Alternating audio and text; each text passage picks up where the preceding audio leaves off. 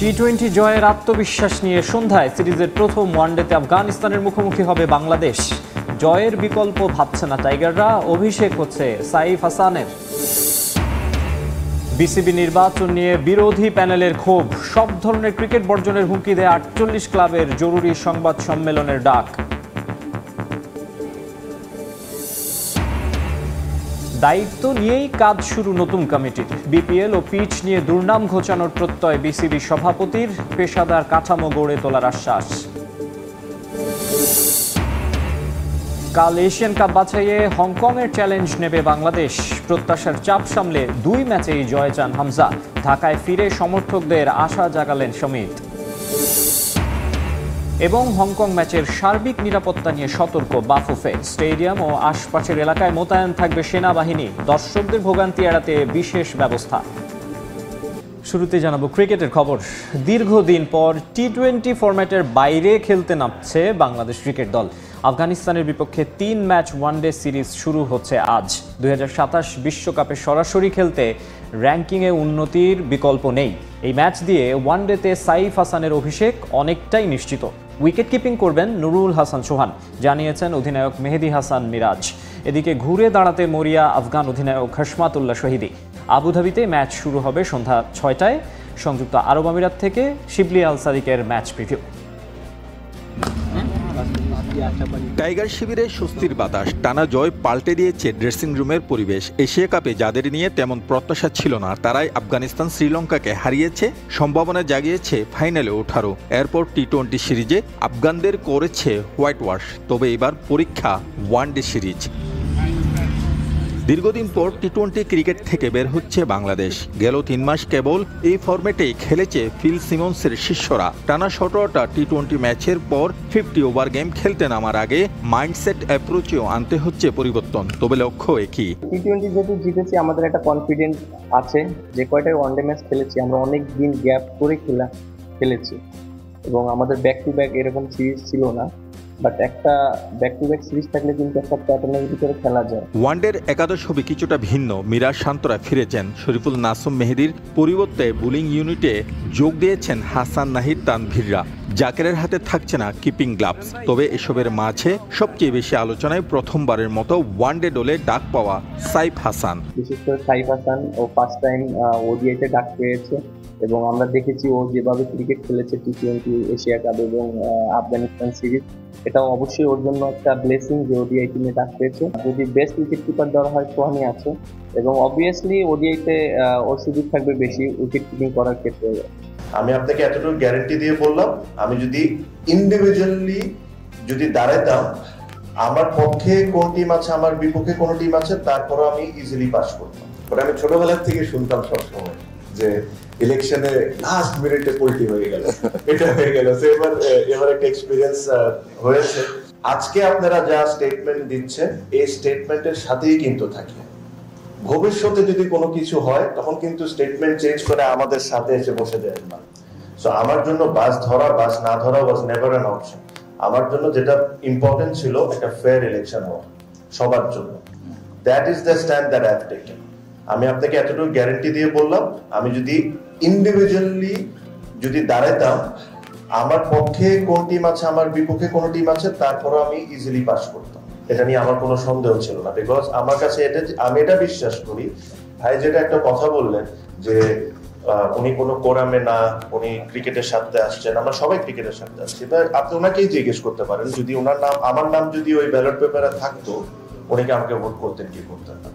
কারণ আমার কাছে মনে হয় যে যারাই কাউন্সিলররা আছেন এখানে, ওনারা একটা জিনিস, এন্ড অফ দ্য ডে সবাই একটা জিনিস চায় যে এমন 12 জন বা এমন 25 জন আসুক যারা ক্রিকেটকে কোনো না কোনো ভাবে হেল্প করতে পারে।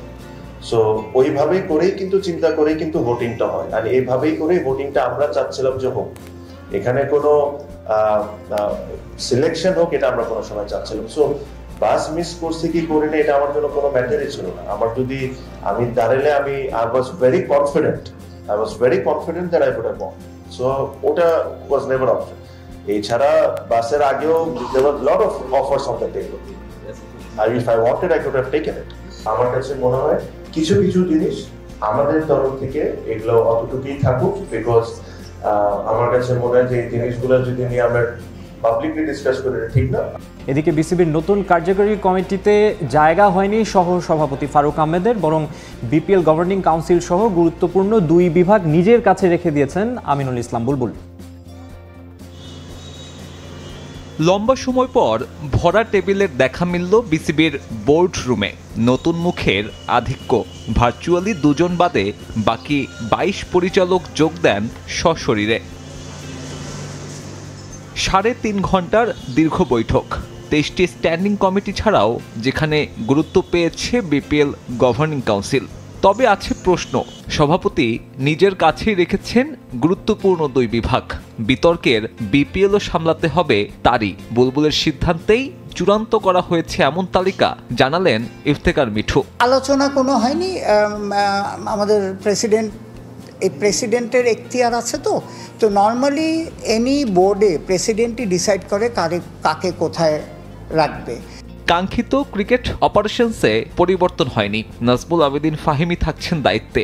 আর্থিক হিসেব সামলাবেন নাজমুল ইসলাম, গেম ডেভেলপমেন্ট ইশতিয়াক সাদেকের।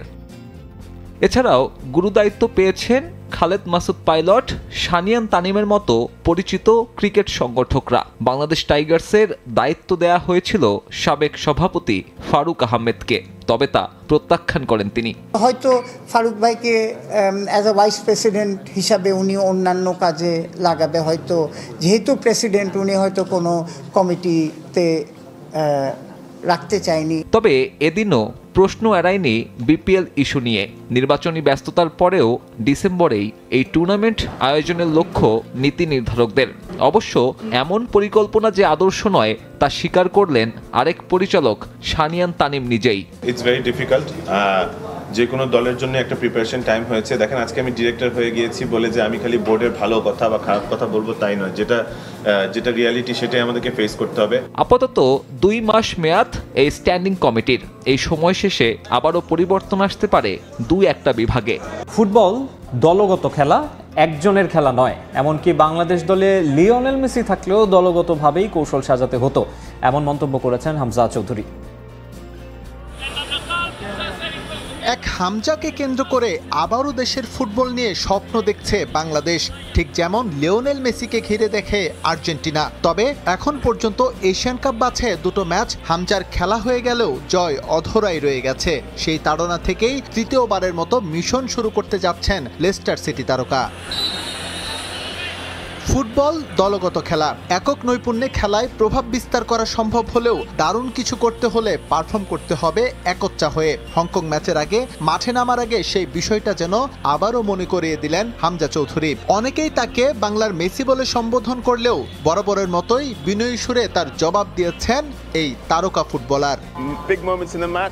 অবশ্যই না, এটা দলীয় গেম। এমনকি মেসিও যদি বাংলাদেশের হয়ে খেলতেন তবুও আমাদের ট্যাকটিক্স ঠিক করা এবং টিম স্পিরিট গড়ে তোলার মতো চ্যালেঞ্জ থাকতোই। ফুটবল কখনো একজনের খেলা নয়, বিশেষ করে আমাকে কেন্দ্র করে তো নয়।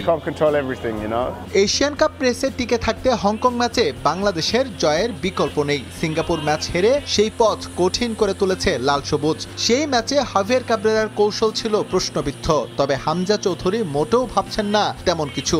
বিগত দিনের চিন্তা ঝেড়ে ফেলে সম্মিলিত প্রচেষ্টায় সামনের ম্যাচে ভালো কিছুর স্বপ্ন দেখছেন তিনি।